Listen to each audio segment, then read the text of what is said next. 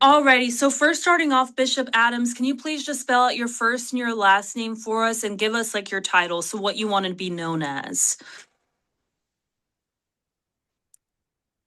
Kevin, Kevin, Adams, Adams, of Olivet Baptist Church. Okay, got it. Okay, so first starting off, Bishop Adams, first I just want to just give you the floor just to express how are you feeling during this time? How are you doing, especially just with the announcement that Reverend Jackson has passed away? Deep remorse, of course, grieving such a special person to me and to this world. And so, of course, I feel a void, an emptiness. But I believe what the Bible says that he's simply absent from the body and present with the Lord, but yet it hurts.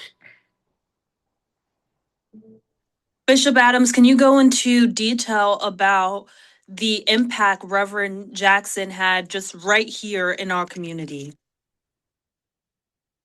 In our community, Reverend Jackson made several visits to Chattanooga during Volkswagen's start and infancy. He came to the city. He was concerned about the subcontract uh, um, opportunities for minorities. And so we met with the heads of Volkswagen. I think it was at 8% at that time. And before we left the meeting, he had it up to 25, 27%.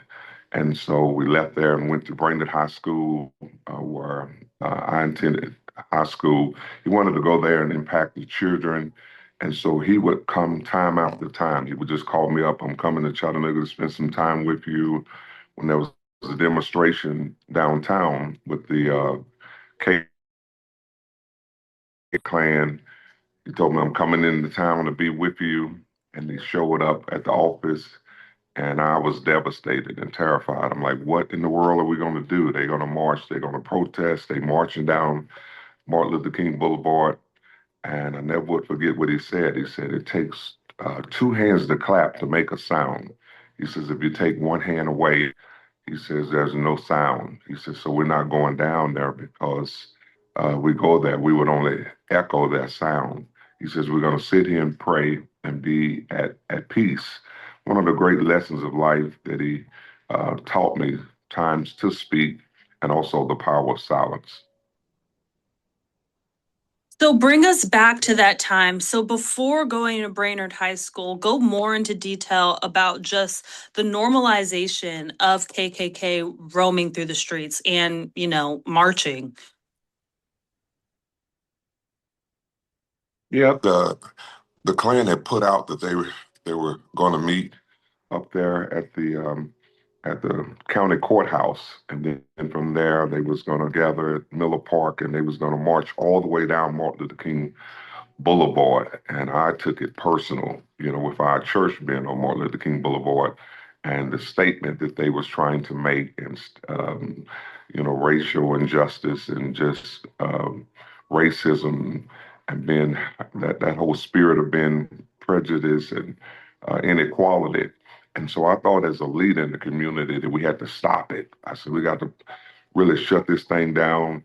Um, at that time, also working with the gangs in Chattanooga. So I was concerned about how the gangs would respond. So I just saw it was going to be a major confrontation. He was on the plane the next day, and he was at my office and says, I'm here with you. He says, we're going to handle it. And so I'm ready to go out and protest and march and, and make statements. And he says, we're not going to do any of that. And I'm wondering why. And again, he said, it takes two hands to clap to make a sound. He says, if you remove one of them, there's no sound. He says, we're not going to make and amplify their sound. We're going to pray and we're going to exercise peace. So then take me to Brainerd High School. What year did that happen in? And just tell me, what did Reverend Adams, what was his message to the Brainerd High School students? That had to be around 2013, 2014, as I remember. And of course, I attended Brainerd High School. I'm a proud graduate of Brainerd High. And we just pulled up there, and they assembled all the kids in the auditorium. His message was what he would say all around the world: remember that I am somebody. He wanted to instill into our young people um, just this whole ideal of identity, this whole ideal of significance and value and personal worth, and to keep hope alive, to keep your dreams, keep your goals, and to pursue destiny, and to understand that they could do anything and accomplish anything in life that they set their hearts to do. Can you speak about? I'm seeing that Reverend Jackson actually held a peace and love rally in Chattanooga. Can you go into detail about that, and were you there at all? Well, there were many times that we would have disharmony in the city, whether it be racial, economic disparities. We would go visit, we went to visit the mayor's office. We just showed up, and when Mayor Burke at the time received us very openly and was very hospitable, but he expressed his concern of the economic situation in Chattanooga, the disparity between his blacks with other ethnic groups, other races, and that we had to do something to address that. And when there was just injustice, whether it was going on with the police department, the sheriff's department, then he would be concerned about those issues. And he would come to town and say, let's get in the car. We're going to visit everybody. So we would make rounds all around Chattanooga, and he wouldn't leave until he had answers and he addressed various situations that were plaguing us in Chattanooga. Got it. And if you see me looking over here, I'm just looking at my notes just to make sure that I cross off Mm-hmm. everything. Mm-hmm. Um, so we hit on that. One of the other things that I wanted to hit on is I was doing my research and I saw that there was a time where I believe it was either four or five Black women were attacked by the KKK, and actually Reverend Jackson came to Chattanooga to try and advocate for bringing justice on their behalf. Is there any insight on that that you could let us into? Yeah, that was right. Yes, that situation happened on Martin Luther King Boulevard as well as four women were just walking and they were attacked and by those who had racial discriminating intent. And so his visit to Chattanooga was by the Ministers Union, the clergy kind of near at that time. A group of pastors in the city sent for him, and he came in because he wanted to make sure that the city at large was addressing the issue. And so he was here for many days and met with different political persons and law enforcement individuals and with the family to make sure that justice was something that everybody was pursuing. Do we know around what year that happened? I was younger. I was a lot younger at that particular time. Um, but the impact was great. I was a young preacher at that time. I wasn't even a pastor. Pastor Robert Richards was the pastor at that particular time. But from that, it's come out a documentary. You know, there's a movie out about suing the Klan, and he had a lot to do with that. So it's a whole documentary. Our attorney Ben Crump was one of the individuals also instrumental in putting out that information, that history. Did it really happen right here in Chattanooga, Tennessee? You know, how to sue the Klan, and it involved that issue of racial discrimination against those women, those four individuals.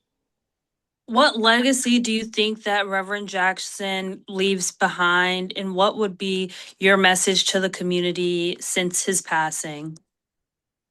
The legacy that he leaves behind, he was a champion for justice, you know, a drum major that led us against injustice and racial discrimination.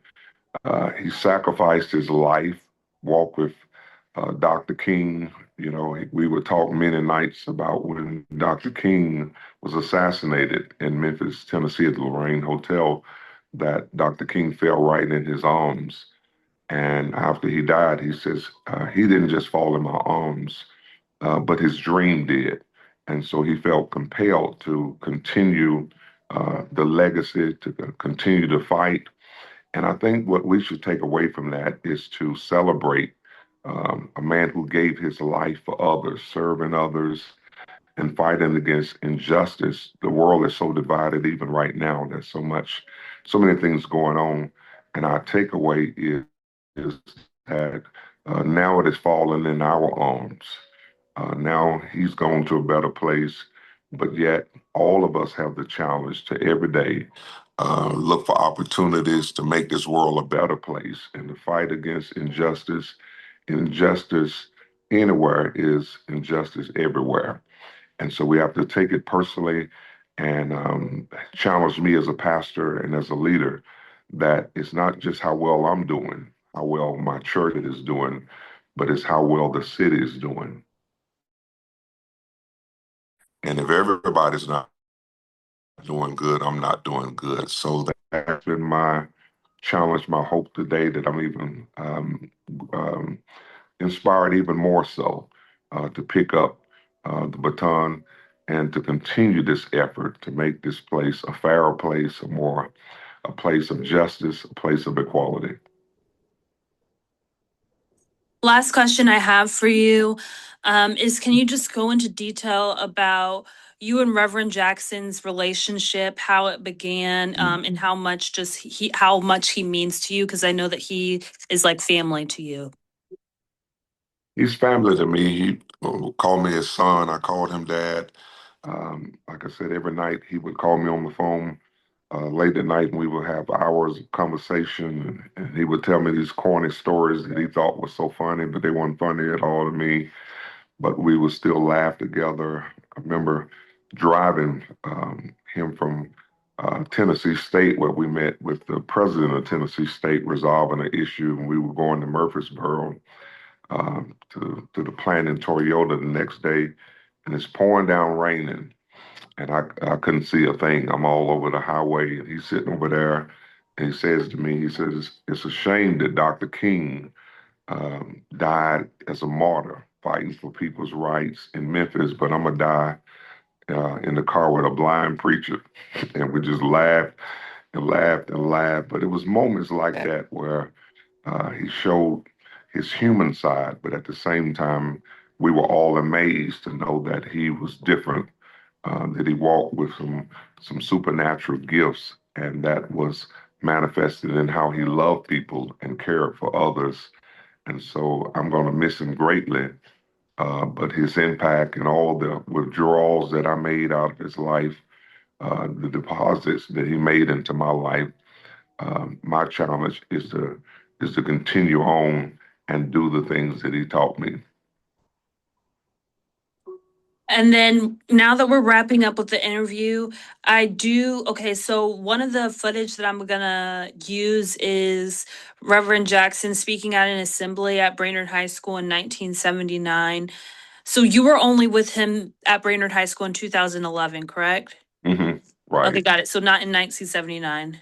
No, no. Okay. I was in junior high. I was in middle school at that time. Okay. Do you have any photos of you guys at the 2011 in I, Brainerd High School? I do not. I do not have any photos of that particular visit to Brainerd High School. I know people probably have them, but I don't have any of those. Okay, got it. Alrighty, perfect, perfect, perfect. Well, thank you so much, Bishop Adams. What I'm gonna do, I'm gonna send you the story link. I know that you'll be on a flight, but I'll text you the story link. And I'm gonna go ahead and just start like editing and writing and getting all this together. But first and foremost, I'm sorry for your loss again. I know I told you this privately, but I just want to say it again and thank you for taking time out of your day for even just speaking with us about this. And we really just appreciate you. Well, thank you so much. Appreciate Yes. you for celebrating his life and remembering, all of his sacrifices. And just thank you for keeping his legacy still alive and still going on. So I appreciate you so much. Of course. Thank you. Well, God bless you. You take care now. Bye. Yes, sir. You Bye too. bye.